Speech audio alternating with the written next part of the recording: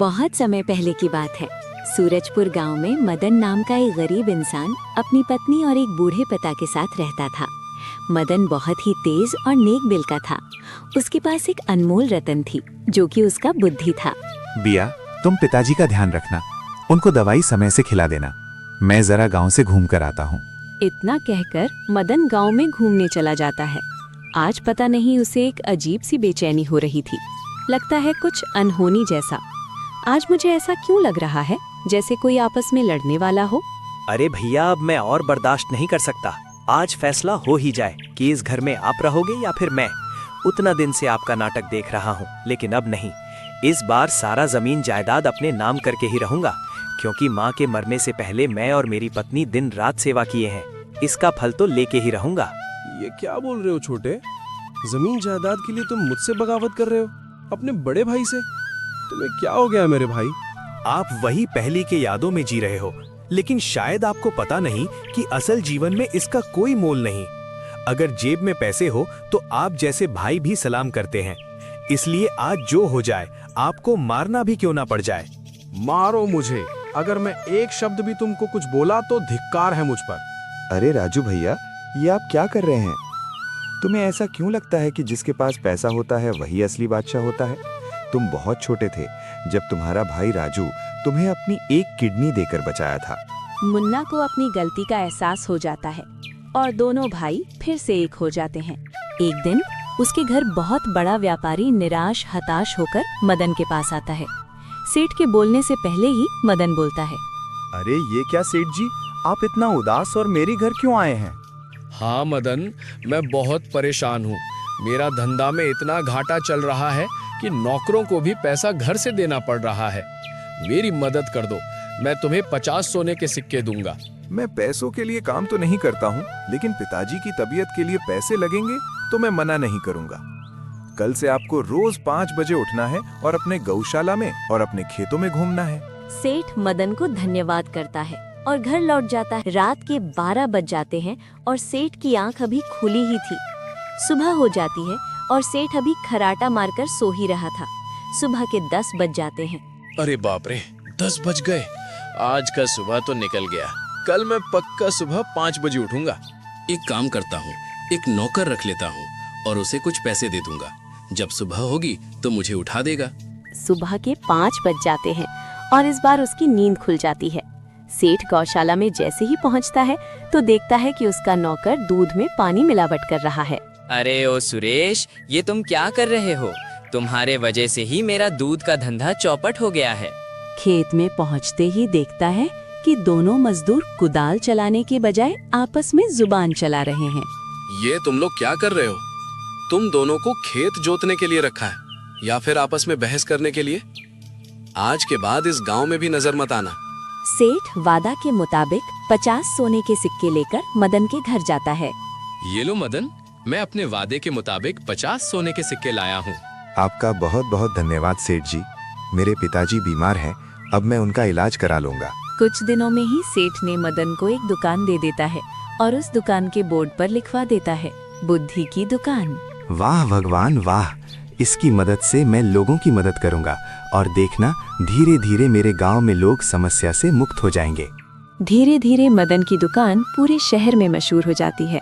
लोग दूर दूर से अपनी समस्या लेकर आते। मदन ने अपनी बुद्धि का सही इस्तेमाल करके अपना दुकान जमा लिया और उसकी सारी गरीबी भाग जाती है।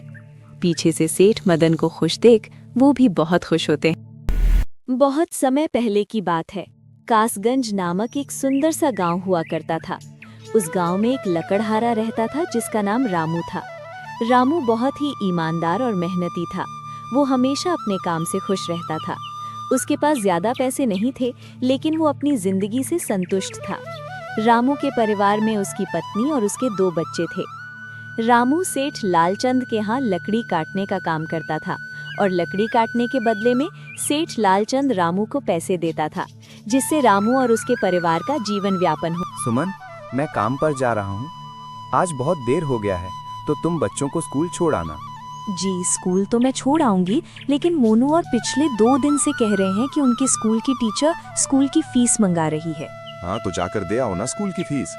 अजी, कहाँ से दूं? आप जो पढ़लाते हैं उसमें ही मुश्किल से तो घर चल पाता है। अब उतनी सी तनख्वाह में मैं बच्चों की फीस का इंतजाम कैसे करूं? अजी मैं एक बात आपको साफ साफ कह देती हूँ, आप सेठ लालचंद जी से पगार बढ़ाने की बात कहिए। दिन पर दिन खर्च बढ़ता जा रहा है। बाजार में अगर सब्जी लेने निकलो तो सब्जियों के दाम आसमान छू रहे हैं, और बच्चों की पढ़ाई का खर्चा, घर का खर्चा, अब इतनी कम तनख्वाह में कैसे गुजारा होगा? ठीक है, मैं आज ही सेठ जी से थोड़ा पगार बढ़ाने की बात करता हूँ। इतना कहकर रामू काम पर चला जाता है। अरे भाई, आज तो पगार का दिन है। देखो अब ये सेठ लालचंद कोई ना कोई लोचा जरूर करेगा। हमेशा कोई ना कोई बहाना बनाकर पगार कम कर देता है।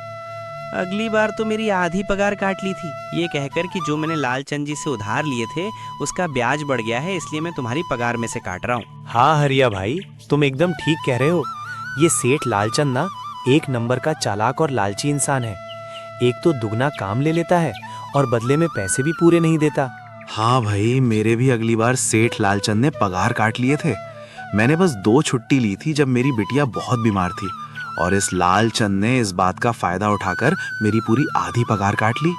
हे भगवान, बस सेठ जी इस बार मेरी पूरी पगार दे दे, बच्चों के स्कूल की फीस भी भरनी है। ऐसे सभी लकड़हारे अपने काम पर लग जाते हैं। काम करने के बाद सेठ लालचंद के पास जाते हैं। देखो भाइयों, अभी मेरे पास तुम्हें देने के लिए पैसे नहीं है। अभी माल नहीं बिका है, सारा माल गोदाम में ही पड़ा हुआ है। कल या परसों तक तुम्हें तुम्हारी तनख्वाह मिल जाएगी। पर सेठ जी, अभी हमारे पास बिल्कुल पैसे नहीं बचे हैं। घर का भी सामान लाना है, बच्चों की फीस भरनी है। अरे मैंने कहा तो सही, 1-2 दिन और रुक जाओ, अभी मेरे पास पैसे नहीं है। सभी लकड़हारे निराश मन से अपने अपने घर आ जाते हैं। 2 दिन बाद सेठ लालचंद सबको पगार देता है। सेठ जी, ये तो बस 2000 है। मैंने तो इस महीने 3000 तक का काम किया है। हाँ, काम तो किया है, लेकिन तूने 1-1 घंटे आराम भी तो किया है। ये पैसे उसी आराम के काटे हैं। अगर चाहिए तो रख, वरना कहीं और काम ढूंढ ले।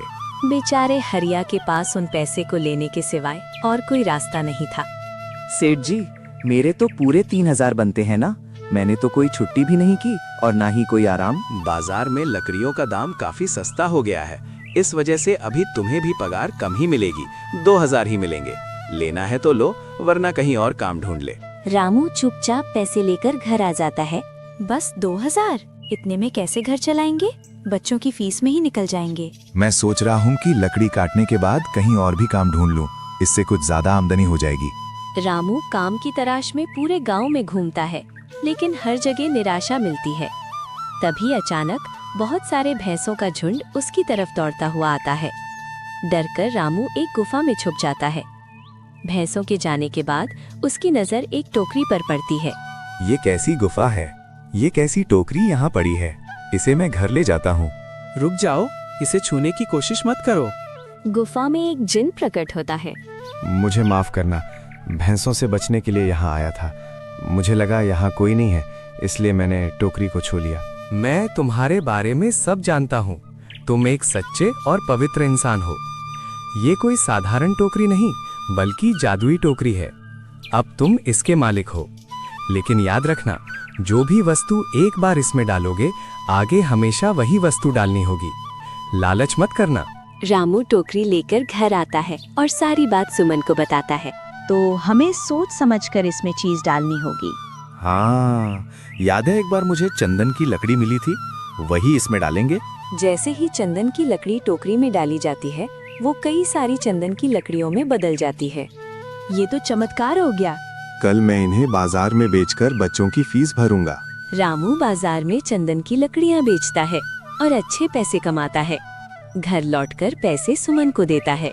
अब आपको सेठ लालचंद के यहाँ काम करने की क्या जरूरत? मैं वहाँ काम करने नहीं जा रहा। मैं बाकी लकड़हारों को भी ये खुशखबरी देने जा रहा हूँ। अगर मेरा भला हो रहा है तो क्यों ना मैं उनका भी भला करूँ। ईमानदारी, मेहनत और बिना लालच के लिया गया सही फैसला इंसान की जिंदगी बदल सकता है।